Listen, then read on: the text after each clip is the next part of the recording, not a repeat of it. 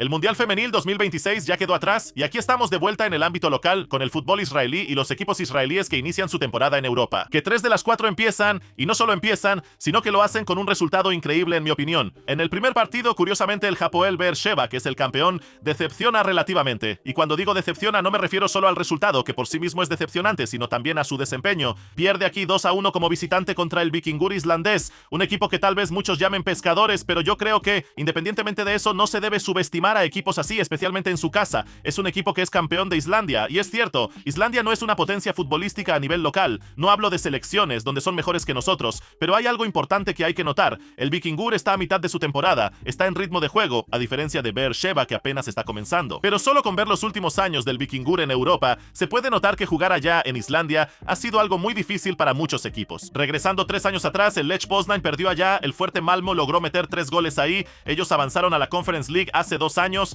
y vencieron ahí al Cercle Brugge y a otro equipo que la verdad no conozco de Bosnia. Lograron avanzar desde la Conference League y vencieron al Panathinaikos en la fase de eliminación directa después, aunque perdieron de visita 2-0. Es decir, vemos que de manera bastante consistente logran ganar sus partidos de local. De visita es otra historia, casi no anotan en los partidos fuera de casa, pero tengo que decir que en este partido, en mi opinión, Be'er Sheva salió barato. Es decir, perdió aquí 2-1 y pudo haber salido con un resultado mucho peor. Fácilmente pudo haber terminado 3 o 4-1 en ciertas situaciones, y eso es lo que más me decepciona de todo, porque Hapoel Be'er Sheva ya lleva varios años llegando a esta etapa en Europa y simplemente parece que llega sin estar preparada en comparación con otros equipos, lo cual es increíble porque en realidad la mayor parte del plantel es el mismo que el del año pasado, e incluso Kangwa jugó, Kangwa que ya estaba por salir y tuvo esa historia con AEK Athuna. Y abro un paréntesis, de alguna manera Be'er Sheva tiene la oportunidad de retenerlo, incluso si le pagan el doble, creo que deben hacerlo, porque en mi opinión no van a poder traer en esta etapa a un extranjero que realmente esté al mismo nivel, con el mismo rendimiento y que además conozca a Israel, y sabemos cuánto vale aquí en el país. Entonces, después de que en los últimos años solo fue eliminada una vez por Levski Sofia, una vez por Mlada Boleslav,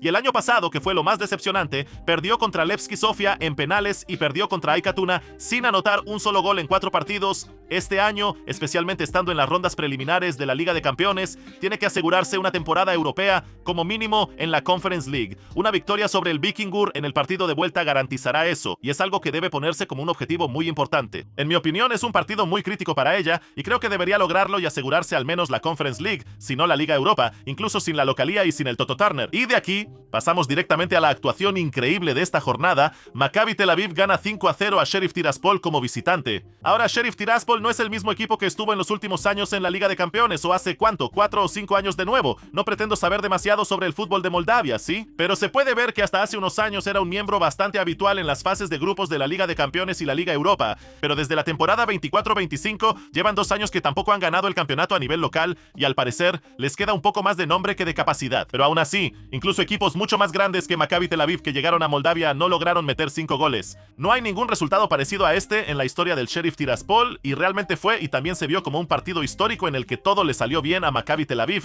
También jugaron increíblemente bien. Ahora, no sé si atribuir esto a la gran preparación de Maccabi Tel Aviv, a la debilidad del Sheriff o a ambos. Probablemente la verdad esté en algún punto intermedio, pero se inclina más hacia un excelente inicio de Maccabi Tel Aviv bajo Kenny Miller, porque también se puede ver aquí la cantidad de tiros a puerta. Aquí no hay dato de goles esperados, pero la cantidad de remates al arco, el porcentaje de posesión del balón, la dominancia total, la cantidad de oportunidades a las que llegaron en este partido y el aprovechamiento máximo también de Jake Skelly revivo por las bandas. Dor Peretz siguió siendo excelente ya por varios años consecutivos con su consistencia, y Abu Fari con su segundo doblete consecutivo. En resumen, el Maccabi Tel Aviv parece que va por el camino correcto, y todo esto cuando en este partido se puede decir también que Asante, Bleach y Varela, que son jugadores extranjeros y se supone que deben marcar la diferencia en comparación con muchas de las otras escuadras, entraron desde la banca. Y también aquí tengo que decir una buena palabra para Ofek Malika, que un año se puede decir que en parte por él, el Maccabi Tel Aviv perdió el primer partido contra Pafos 1-0 por su salida y la tarjeta roja que recibió, y también se puede atribuir bastante culpa a esa jugada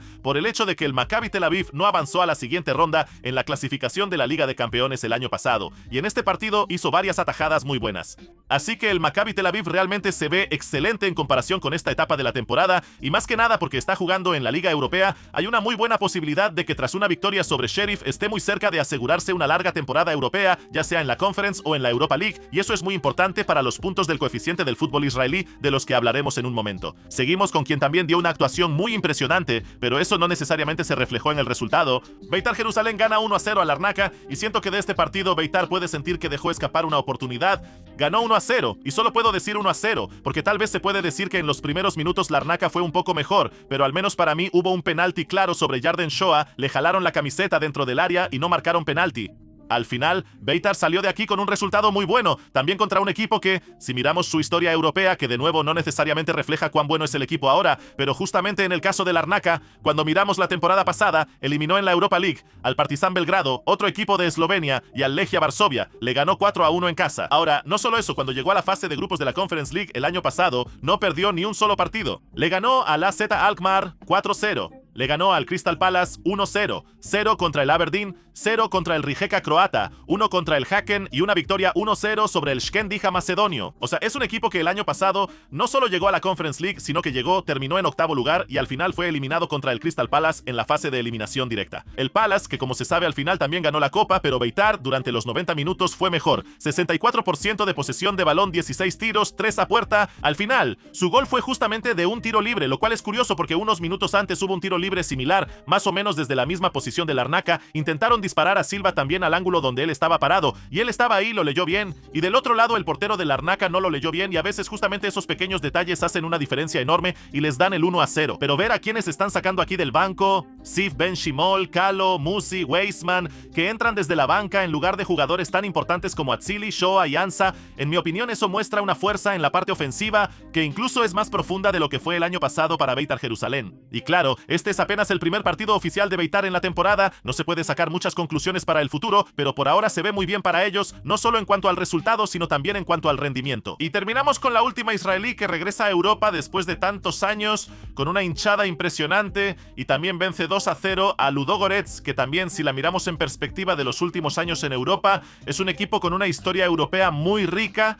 Ahora, Ludogorets perdió su campeonato el año pasado en Bulgaria. Después de muchos años ganando el título de manera consecutiva, terminó en tercer lugar, debajo de Levski y CSKA Sofía, y aún así, aunque perdió el campeonato después de 14 años, el año pasado llegó a la Europa League, terminó en el puesto 22, avanzó a la siguiente ronda, perdió contra Ferencváros, pero es un equipo que tiene experiencia tanto en la Liga de Campeones como en la Liga Europea, muchos años de experiencia en Europa, no por nada fue campeón de Bulgaria durante 14 años seguidos. Y Hapoel Tel Aviv llegó al primer partido y también jugó mejor, no fue un 2-0 de casualidad, no son equipos israelíes que llegan y se encierran atrás, sino que es un equipo que llegó preparado tácticamente de manera óptima en mi opinión, y todo el crédito aquí es para Injani Barda y lo que logra sacar del equipo, y no doy por sentadas estas victorias en absoluto, son cosas que realmente no son triviales de conseguir porque para mí las israelíes recibieron un sorteo muy difícil, cada una de ellas. Pero qué bonito es jugar en Europa, tiene su magia, porque a veces te toca un sorteo fácil y te complicas y juegas mal, y a veces te toca un sorteo que en el papel parece muy difícil, pero te enfrentas a un equipo que tal vez no está en su mejor momento, que es lo que supongo que pasó con Ludogorets, Larnaca y con Sheriff Tiraspol. Hapoel Tel Aviv quizá no tuvo mucha posesión del balón en este partido, pero para mí fue simplemente más peligrosa, más decidida, jugó un fútbol mucho más directo y cada uno sabía exactamente lo que tenía que hacer y cómo anular a Ludogorets desde su lado. Sí, en mi opinión también en este caso, con un poco de suerte incluso podría haber habido más aquí, pero creo que Hapoel Tel Aviv no tiene por qué pedir más. Turiel, en mi opinión, sigue viéndose como una superestrella en el fútbol israelí. Dafa y Boateng tampoco estuvieron lejos de anotar otro gol, pero al final 2-0, en mi opinión, es un resultado justo y es un gran orgullo para Hapoel Tel Aviv decir que gana 2-0 a Ludogorets y es un resultado que refleja el partido y Ludogorets realmente no merecía un gol en este partido. Y ahora sobre los puntos del coeficiente, porque muchos me preguntan sobre este tema, ya que hice una cobertura muy amplia de esto cuando hace 3 años estuvimos muy cerca del puesto 15 que otorga 2 lugares en la Liga de Campeones. Actualmente estamos en el puesto 25. Actualmente tenemos a Hapoel Be'er Sheva y Maccabi Tel Aviv, que tienen una posibilidad muy real y hasta diría, especialmente después de la victoria de Maccabi Tel Aviv, que deben hacer una temporada europea larga en la Liga, la Conference League o al menos la Europa League. Hapoel Be'er Sheva no espero que lleguen a la Liga de Campeones y no es solo por el partido contra Vikingur, simplemente creo que no es realista como expectativa, pero esperar que lleguen a la Europa League definitivamente. Mínimo la Conference League. Maccabi Tel Aviv, si también logra entrar, será una gran adición para el fútbol israelí. Hapoel Tel Aviv y Beitar no espero que lleguen ni siquiera a la Conference League, a la Liga, pero si de alguna manera logran hacerlo, sería simplemente una locura para el fútbol israelí. Si no logran hacerlo, sumar puntos del coeficiente, acercarse al puesto 15, no es muy realista para nosotros en el próximo año, 2 o 3 años. Como saben, el ranking de UEFA es un ranking acumulativo, y aquí tenemos una puntuación que se nos descuenta en 2022-2023, que es un ranking alto, 2023-2024 es un ranking muy alto, 8.75, pero en los últimos 2 años años hemos tenido un ranking muy bajo. Los equipos israelíes no lograron ni acercarse en Europa a buenos puntos de coeficiente, y desde que se creó la Conference League y se amplió la cantidad de equipos que juegan en la Europa League y en la Conference League, se reparten muchos más puntos de coeficiente, y aquí sufrimos un golpe serio que solo dejará de pesarnos en el coeficiente dentro de otros 3 o 4 años. Y por eso, para decir la verdad, no es realista en absoluto mirar en esa dirección en este momento, y mucho menos cuando tampoco jugamos en casa, no hay partidos aquí en Israel, y la guerra, ni modo, tiene su precio, y ese precio también llega al fútbol, obviamente, como a todas las cosas aquí en el país. Y de aquí, cambiando de tema, me da gusto anunciar que a partir del 2 de agosto, en una semana y media, vamos a lanzar nuestro nuevo juego de fantasy sobre la Liga de Israel, la Premier League, la Liga, y más adelante también la Liga de Campeones. Es un juego que incluirá tanto el fantasy clásico, como ya conocen, muy parecido a las reglas del Fantasy Premier League para los que juegan, y también fantasy de categorías, continuando lo que empezamos a construir el año pasado. Así que se subirán más videos más adelante con todas las reglas y explicaciones, y el primer premio será enorme: un viaje doble a la semifinal de la Liga de Campeones o al Clásico, lo que ustedes elijan, además de premios semanales y mensuales. Habrá muchas cosas que van a cambiar en el fantasy durante esta temporada, y me encanta esta época, la época antes de que empiece la temporada. Los partidos en Europa siempre me recuerda al Football Manager, así que para los que les gusta, para los que conocen, y sé que hay muchos aquí que comparten esta pasión conmigo, seguro lo van a disfrutar. Así que muchas gracias por ver, amigos. No olviden dejar un like y suscribirse al canal. Am Israel Jai. Bueno, adiós.